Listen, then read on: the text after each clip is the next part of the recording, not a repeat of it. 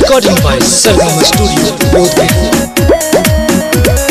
कहाँ कहाँ चले जाही हरियर हरियर घास गे, कहाँ कहाँ चले जाही हरियर हरियर घास गे, कहाँ कहाँ चले जाही हरियर हरियर घास गे, कहाँ कहाँ चले जाही हरियर हरियर घास गे। पियावा के धन छोड़ी कई देनी नाच गे, पियावा के धन छोड़ी कई देनी नाच गे, पियावा के धन छोड़ी कई देनी नाच गे, पियावा के धन छोड़ी कई देनी नाच गे।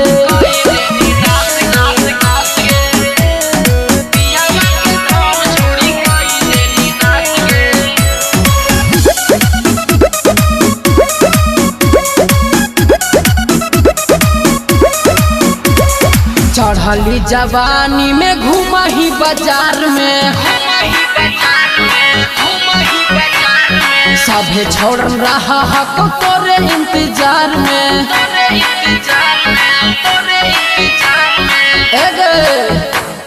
सुन ले, चढ़ली जवानी में तू घूमही बाजार में, सभे छोड़न रहा हक तोरे इंतजार में। जानतो जब पीवा कर दे तू छिलल बांस गे, पियावा के धन छोड़ी कई देनी नाच गे, पियावा के धन छोड़ी कई देनी नाच गे, पियावा के धन छोड़ी कई देनी नाच गे।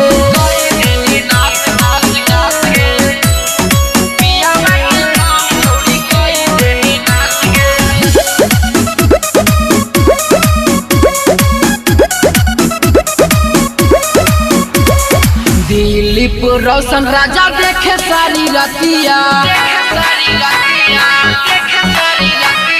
करे जाही मीठी मीठी के करा से बतिया, बता लगे। दिलीप रोशन राजा देखे सारी रतिया, करे जाही मीठी मीठी के करा से बतिया, करावा हाही खेतावा में जाके दुई चास गे, पियावा के धन छोड़ी कई देनी नाच गे, पियावा के धन छोड़ी कई देनी नाच गे, पियावा के धन छोड़ी कई देनी नाच गे। कहाँ कहाँ चले जाही हरियर हरियर घास गे, कहाँ कहाँ चले जाही हरियर हरियर घास गे, पियावा के धन छोड़ी कई देनी नाच गे।